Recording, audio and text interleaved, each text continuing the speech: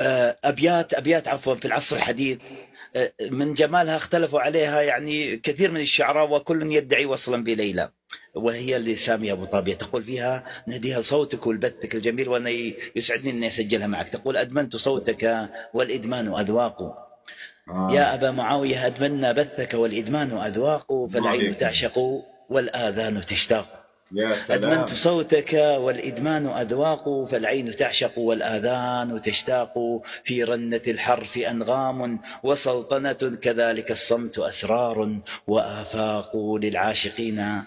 للعاشقين كلام الحب مسبحة، في كل لؤلؤة شهد وترياق.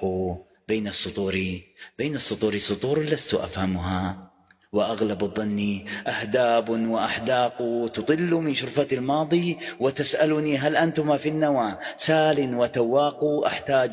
أحتاج صدرك فوق الغيم، يحملني سرير عشق عليه الورد أطواق.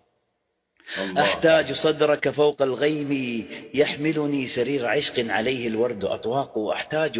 أحتاج صبرك يحميني، فيا ألمي من آفة الشك فالوسواس سراق. أدمنت كلك تطويني وتنثرني، في الليل عتم وفي الإصباح إشراق. كل لي طبيبا، كل لي أديبا، كل لي حبيبا، فهذا الشوق أتلفني. يا مالك الروح إن الحب أخلاق، يا الله. مالك الله. الروح إن الحب أخلاق. يا مساء سلام. الأخلاق والرقي معك يا أنس الله يكرمك يا الدغيب. أستاذ عبد الرحمن.